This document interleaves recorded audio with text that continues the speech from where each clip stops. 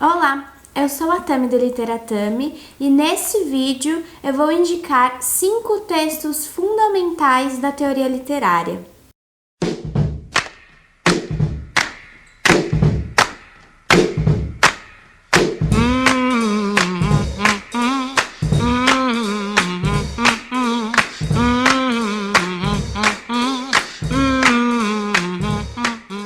Se você não sabe, eu acabei de me formar em letras pela Universidade de São Paulo. Eu tenho uma série de vídeos aqui no canal sobre a faculdade, falando mais especificamente sobre cada um dos semestres e cada uma das matérias que eu cursei, com seus respectivos textos teóricos e ficcionais. Você pode acompanhar essa série, caso você tenha interesse. E muita gente me pediu, desde que eu comecei o canal, para indicar alguns textos que eu considero fundamentais da teoria literária. Mas eu só fiquei mais confortável, mais segura para fazer esse vídeo agora que eu terminei o curso e eu pude então estabelecer um critério para determinar quais seriam esses textos fundamentais. Por quê? Porque dentro da teoria literária você pode seguir muitos caminhos, existem muitos campos específicos de estudo de teoria literária e para cada um desses campos, evidentemente, há os textos que são fundamentais. Então eu quis esperar me formar porque um dos critérios que eu usei para determinar quais são esses 5 textos que eu considero fundamentais é justamente a quantidade de vezes que eles apareceram para mim durante a minha graduação em matérias diferentes. Então, todos esses textos que eu vou citar aqui são textos que funcionaram bem para mim nos mais diversos campos de atuação da teoria literária enquanto eu estudei literatura na faculdade. Outra coisa que eu acho legal também, e por isso eu escolhi estes textos, é que todos eles são textos bons para quem nunca estudou teoria literária, que quer começar a estudar, e também textos importantíssimos para quem já estudou teoria literária há bastante tempo. Por quê? Estes textos, por mais que muitas vezes eles não sejam os mais profundos, os mais detalhados e nem mesmo os mais recentes acerca dos assuntos aos quais eles se dispõem a trazer à tona, eles são referência nos temas que abordam. Então não tem como você escapar desses 5 textos, quaisquer que sejam os campos que você pretender explorar na teoria literária. São textos realmente fundamentais por essa razão. E eu pretendo continuar estudando teoria literária por minha conta e eu posso trazer depois outros textos que eu achar importantes.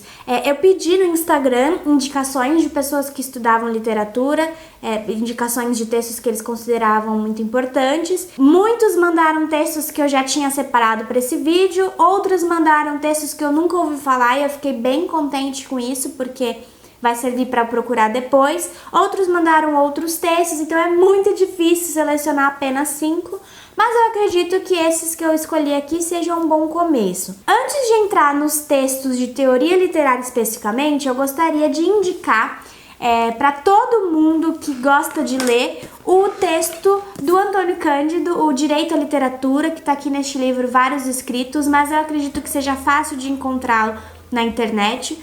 Porque se você se propõe a estudar literatura, em algum momento você vai acabar deparando com a pergunta: para que literatura? Por que estudar literatura? Se não for você mesmo que se fizer essa pergunta, alguma outra pessoa vai fazer. E o Antônio Cândido responde isso aqui de um modo apaixonante e lúcido na mesma medida. O Antônio Cândido, assim, para mim, é a maior inspiração da teoria literária, da crítica literária. Ele, como sociólogo, sempre estuda a literatura em relação à sociedade, então ele faz com que a literatura atue como um instrumento de mudança social, e para mim esse realmente, talvez seja a função mais importante da literatura, que é de propor mudanças nas estruturas sociais do nosso país, do nosso mundo.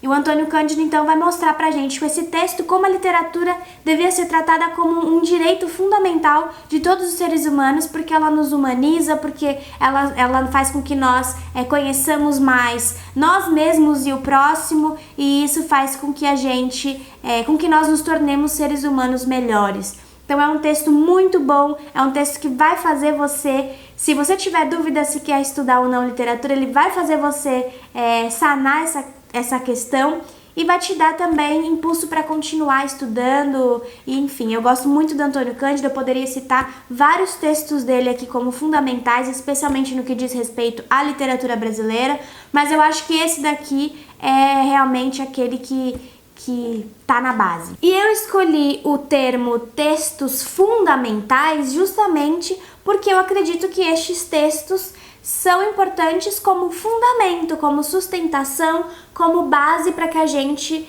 comece a estudar literatura e também sempre retorne a eles para manter a nossa sustentação ali, tá? Então vou começar falando sobre um texto que se chama O Ponto de Vista na Ficção, o desenvolvimento de um conceito crítico, do Norman Friedman. Esse texto ele é bem fácil de achar porque essa tradução foi publicada na revista online da USP, no volume 53. E por que eu coloquei este texto aqui e como primeiro?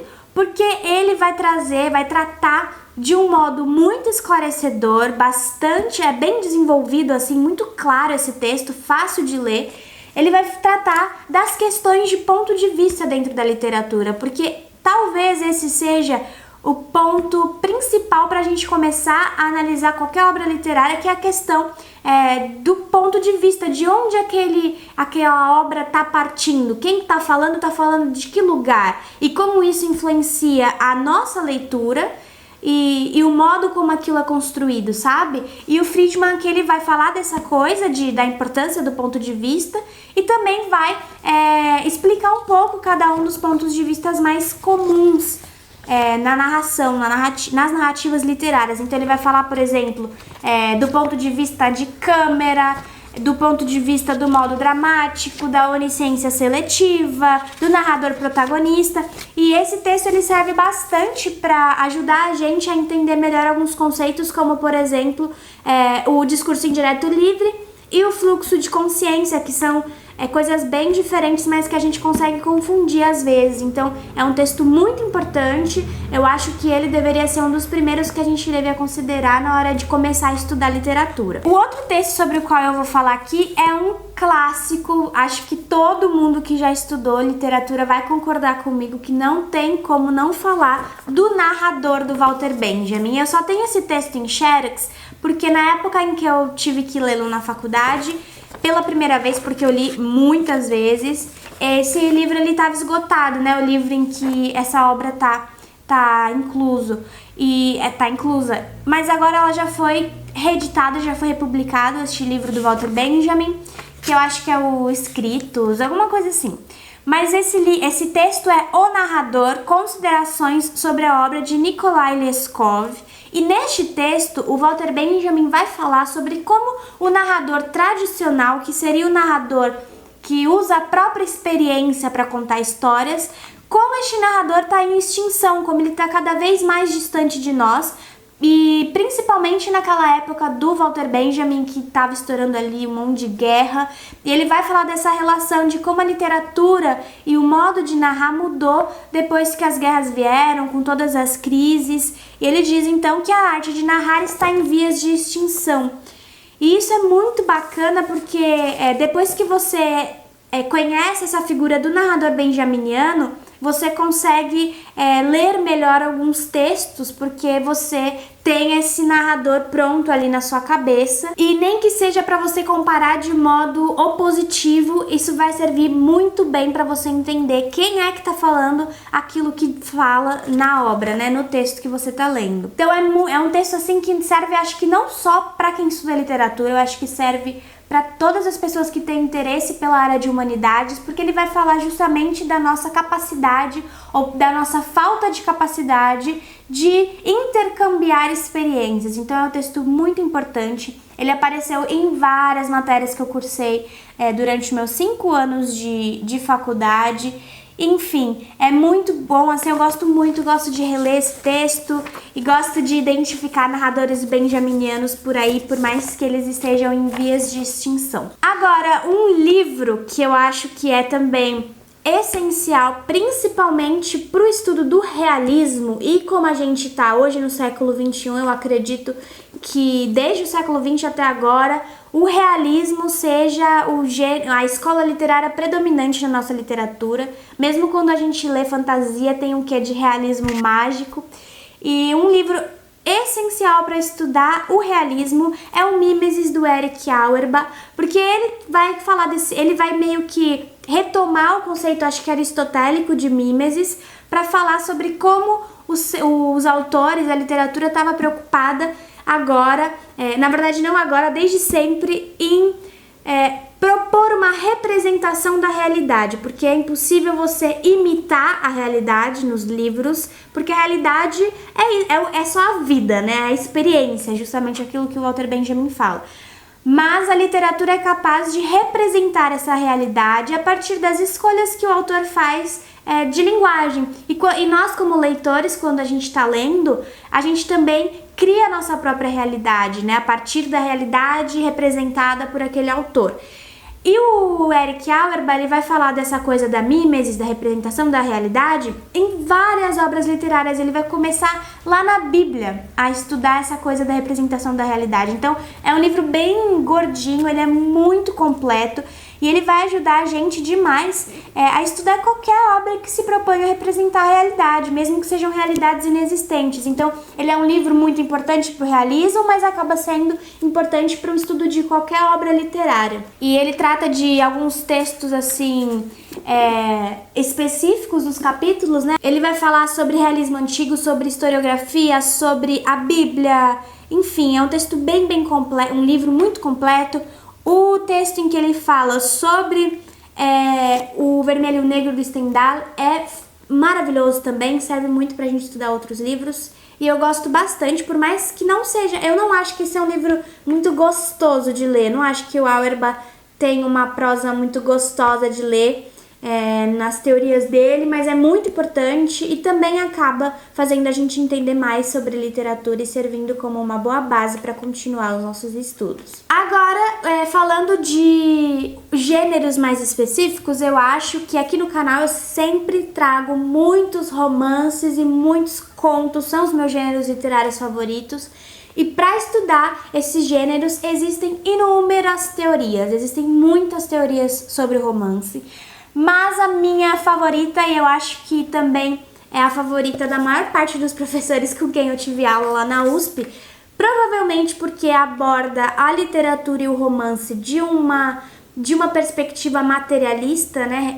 Mais uma vez relacionando a literatura e a sociedade, o modo de fazer literatura com o modo com que a sociedade está se transformando, é a teoria do romance do Lukács. E não tem como você estudar romance sem estudar o Lukács, porque é ele que vai teorizar isso. As bases do romance, as configurações mais ou menos do romance, até onde isso cabe, pelo menos até antes que o romance entrasse em crise, estão aqui. E para estudar a crise do romance, você também tem que estudar a teoria do romance do Lukács, porque essa crise vai reformular essa teoria.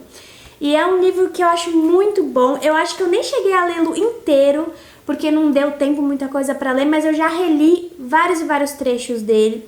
Eu acho que é um livro realmente muito importante para a biblioteca de quem pretende estudar a teoria literária, mesmo se você estiver estudando hoje literatura contemporânea ou literatura pós-moderna, qualquer tipo de literatura que você estiver estudando, qualquer tipo de romance que você estiver estudando, esse livro vai ser útil para te ajudar a entender os padrões, né, de como tudo começou, de como isso funcionava na sociedade e tudo mais. Então é um livro que eu gosto pra caramba, a teoria do romance. Esse livro anterior eu esqueci de falar, gente. Vou voltar aqui, ó. Este aqui do Auerbach, o Mimesis, foi publicado pela editora Perspectiva. E ele fala, né, a representação da realidade na literatura ocidental. E quem traduziu foram vários tradutores. Aqui eu demorei para achar, mas foram vários tradutores. O livro do Antônio Cândido, que eu falei no início, é o Vários Escritos, publicados pela editora Ouro sobre Azul, que é quem publica mesmo os livros do Cândido. Eu não sei se eu vou achar aqui na Xerox, tem aqui na Xerox. E a Xerox que eu tenho, do Walter Benjamin, É do livro Magia e Técnica, Arte e Política, Ensaios sobre Literatura e História da Cultura. É o Obras Escolhidas, volume 1, este daqui que foi relançado agora. E tem tradução do Sérgio Paulo Rouanet. Eu não sei se a nova edição tem uma tradução nova, tá, gente? Não sei dizer. E este texto do Friedman, que você consegue achar online, que eu falei, foi traduzido pelo Fábio Fonseca de Mello. Eu vou tentar deixar todos os nomes dos livros aí embaixo na descrição. Não vou deixar os links, gente, porque eu tô gravando esse vídeo no Verda, então tá muita correria pra eu procurar link de texto pra você achar online, mas você consegue achar fácil. Não, talvez não todos, mas a maioria sim. Esse aqui do Lukács foi publicado pela editora 34. Então, ó, ele fala, o subtítulo é um ensaio histórico-filosófico sobre as formas da grande épica e foi traduzido pelo José Marcos Mariani de Macedo. E o último livro que eu vou indicar aqui, na verdade é um texto, mas que tá dentro de um livro que também é muito bom, é sobre o conto. E eu acho que de todos os gêneros literários, talvez o conto seja o que tenha mais teorias importantes, assim, a gente estuda várias teorias do conto na faculdade, tem a teoria do Edgar Allan Poe, muitas teorias, mas a minha favorita, e que também apareceu todas as vezes que eu estudei conto, eu reli esse texto do Cortázar, que está no livro Varizes de Cronópio, também publicado pela editora Perspectiva, que é o texto Alguns Aspectos do Conto. E primeiro que o Cortázar é um dos meus contistas favoritos, acho que todo mundo concorda que ele é um dos maiores contistas da literatura universal. E então ele vai fazer o quê? Ele manja muito de fazer conto e também manja muito de falar sobre o conto. Então a teoria do conto dele é espetacular porque ele cria algumas imagens permanentes, assim, pra sempre. Quando a gente fala de conto, a gente lembra das imagens que o Cortázar cria aqui. De modo comparativo, ele vai falar, por exemplo, que o romance é como se fosse um filme que dispõe de uma maior movimentação das câmeras, de talvez mais personagens, de outros pontos de perspectiva, né? Que você consegue mudar ali a sua câmera para enxergar. E tem maior duração.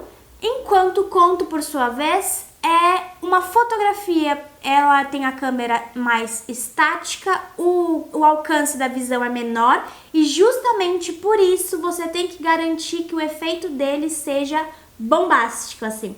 Você tem mais tempo para desenvolver no romance, assim como no filme, algumas questões que no conto tem que ser resolvidas de uma maneira mais impactante e mais concisa.